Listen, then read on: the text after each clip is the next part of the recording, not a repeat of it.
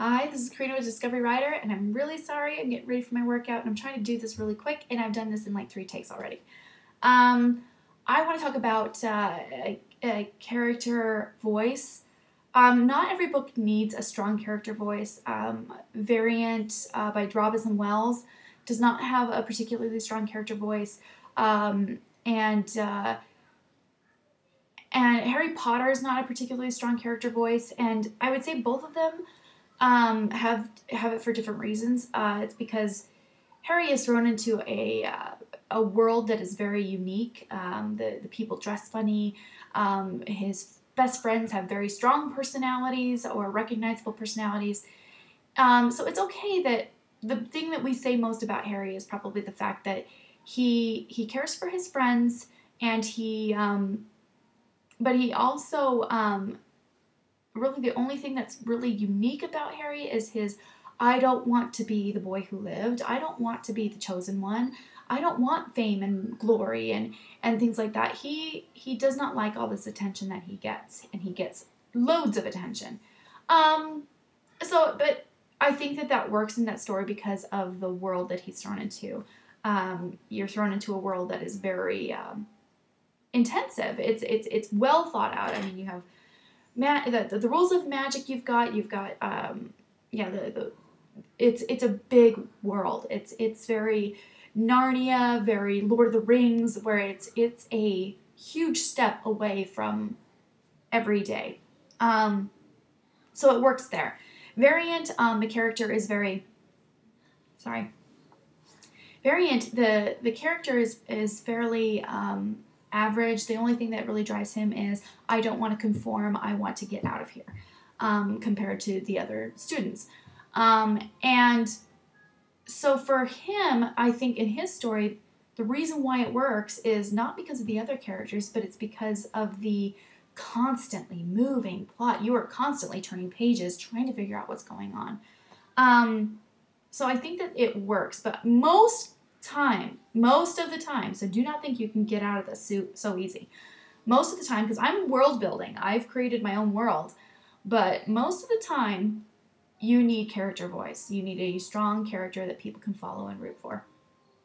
So I was struggling with this, and I couldn't quite figure out what it was that I was doing wrong, because I describe and try to be eloquent, or try to be, try to paint a picture through words, and I realized later that only after I did a certain thing, and I will explain that in a minute, but I just felt kind of lost because I felt like that I knew who my character was, and so I couldn't figure out why I wasn't getting her voice across. So anyway, I took a break and I started thinking about it, and then I talked to my cousin, who is my critique partner, and I called her and we were on the phone for hours, and I was just like, I don't know what to do. I feel lost. And she was telling me, she said, well, whenever I try to describe something, I try to look at it, how would my character look at this? And which I was trying to do, and she said, but she said, you have to make sure it's unique to the character. Let me show a small excerpt from mine. I'm going to just read one sentence, actually, and it's in my beginning. It's in my first paragraph, but it's kind of about halfway through. And it says, if she weren't nestled in the corner of her bed with her drawing pad anchored against her legs, there would be nothing to stop her from shaking. And I realized that although that sounds fantastic, but really my character is not a nervous person. She does have some unsurety and self-doubt and worries, and so she technically could be nervous in that way, but she never worries about herself, and in this instance, it's something that affects her. So she would not be shaking. She would not need to feel anchored. I realized that I was being inconsistent. I was trying to be languid and find a cool way to describe something instead of describing it the way my character would see it. My character feels confined. So instead of having saying that her drawing pad anchors her actually goes very out of character for her. For her, she would not feel like this is steadying me. If anything, she, she would describe it more as, pressing down on her.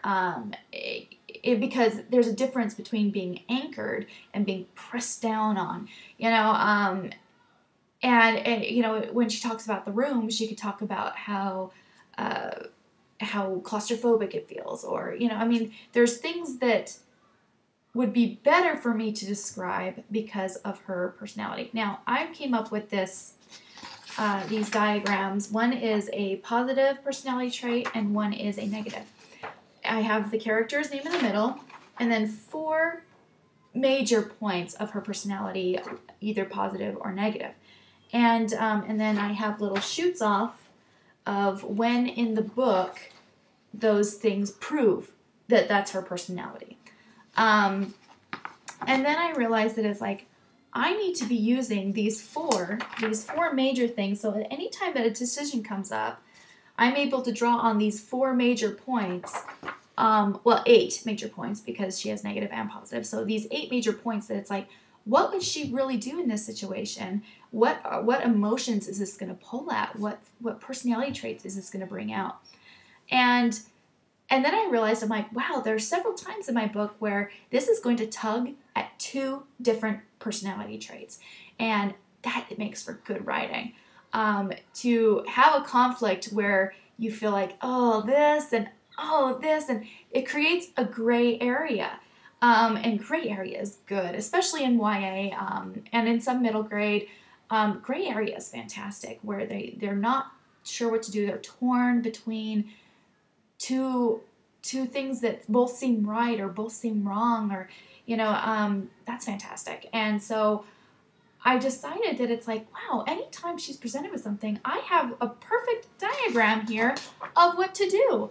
I need her to follow a certain plot through line, but I can make sure that I can say, okay, well, if this is my through line, how would she behave in a situation that my readers will say, of course she would act that way? Let's take Katniss, for example, from Hunger Games. We know who Katniss is. This is a very good example of strong character voice.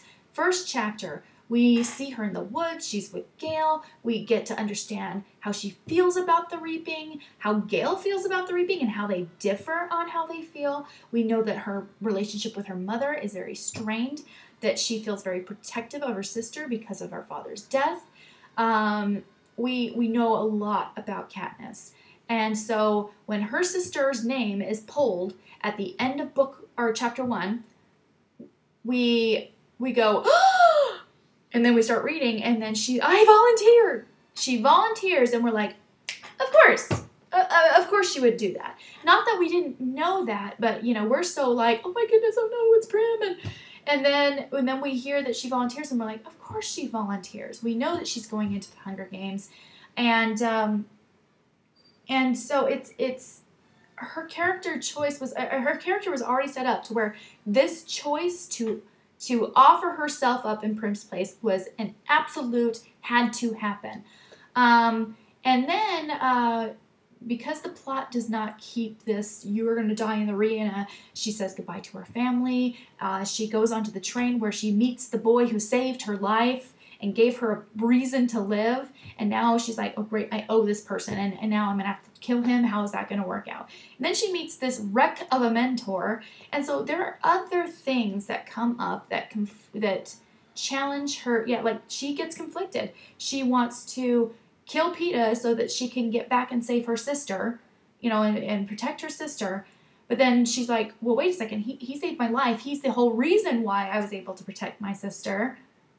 And now I'm going to have to kill her. How does, she has a moment where she has 2 conflicting personality things, and she has to decide what she's going to do. So anyway, it's a perfect example of when in a book your character needs to have a strong voice, because the big plot point is not always present. It's not, I'm going to die in the arena. I'm going to die in the arena. I'm going to die in the arena. There's other things that are brought up. And then also it's the same thing with Harry Potter. The world is new. I world build, but I need a strong character voice because my world is fairly similar to stuff that we're familiar with. Same thing with Hunger Games. There are things that are different about this world, but it's structured very similarly to what we can understand. Sorry, I keep using my hands up here. So anyway, so it's important to have a strong character voice because the world is totally something that we're able to wrap our minds around fairly easily, and the plot is, you know, it slows down at certain points, and we need to get to know her. So having this has helped me a little bit. I'm still gonna try and work on it, but I just did this last night, and I already feel like, wow, I have this map. So now anytime something comes up, I can do that. I can also change instances in my book to be more conflicting for her and more, you know, more to where readers can have empathy for the character. That's really, really important. You want your character to get beat up, but in a way that feels like it challenges them, not just, you know, put them in a dangerous situation. You want something that challenges them and everything that they're about. So character voice, super important. When I'm describing something for my character, it cannot be, oh, I'm nervous and this is anchoring me, if that's not what her personality is. If her personality, you know, feels trapped, how would that change the way that she sees things? If she feels constantly like she has to put on this facade of I'm hiding who I really am, how would that change things when she's presented with a tough situation with somebody new? I mean, is she going to, you know, it's like, it depends on how far is she, how far does my character need to be pushed before she stands up for herself? Because I do have that conflicting emotion within her. She is very, she has willpower, but she hides her emotions. So anyway, I've already gone longer than I anticipated, but character voice is very important. So if you are struggling with character voice, find a way, whether you do it this way or whether you do it another way, find a way to make your character's voice really come out and grab your readers. All right, that's it. That's all I'm doing for today, and I hope you enjoyed it, and I will talk to you, or get another one out here soon. Yeah. I do talk to you, so yeah. All right, sorry. I'm off to go exercise now. Thanks, bye.